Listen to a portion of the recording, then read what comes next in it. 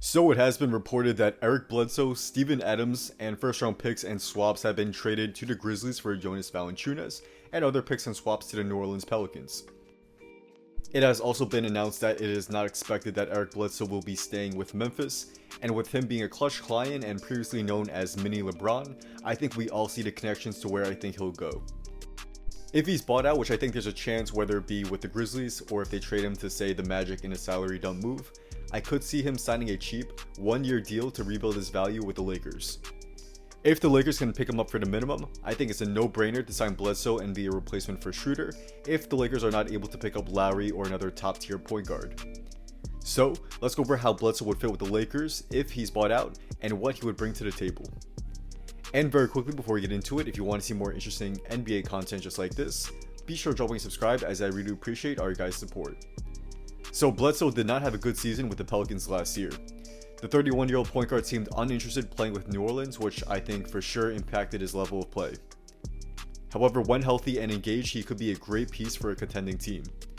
I think a good example is what he brought to the Bucks 2019-2020 team, where he averaged about 15 points, 5 boards, 5 assists, and 1 steal with great perimeter defense, and decent shooting splits of 47.5% from the field, a little over 34% from 3, and 75% from the free throw line.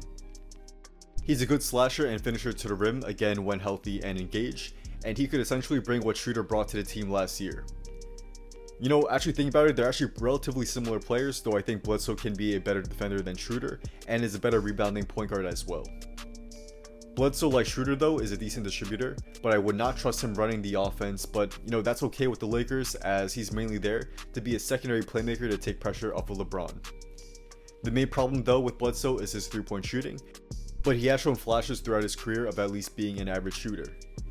If he can shoot just 36% from downtown, that would be huge in at least forcing defenses to respect his 3-point shot. On defense, Bledsoe can be a lockdown defender with his tenacity and long arms. He has been named to the All-NBA defensive team in the past, and he's still only 31 years old, so I think he can still defend at a high level when playing on a championship level environment like LA. If he can do that and the Lakers keep KCP, a backcourt of Bledsoe and KCP would be absolutely disgusting on the defensive end of the floor. Overall, it will be a low-risk, high-reward signing for the Lakers if they sign Bledsoe off the buyout market to a cheap veterans minimum deal.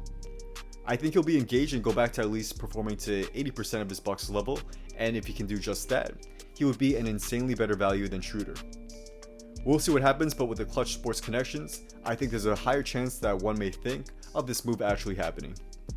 So that's a wrap. Thank you guys all for watching. If you guys did enjoy this video and want to see more daily NBA content just like this, be sure to drop and subscribe, and also be sure to turn on post notifications so you can stay updated on when this video will be coming out. Also, be sure to follow me on IG and hit me up if you want to talk about basketball or business. Just drop a comment down below my photo or DM me and I'll definitely try to get back to most of you guys there. Drop a comment down below. Do you think LA should sign Eric Bledsoe if he's in fact bought out? Let me know why not, as I'm definitely interested to see what you guys have to say here as well. So with all that being said, once again, thank you guys all for watching, and hopefully I'll see you in your next video. Peace.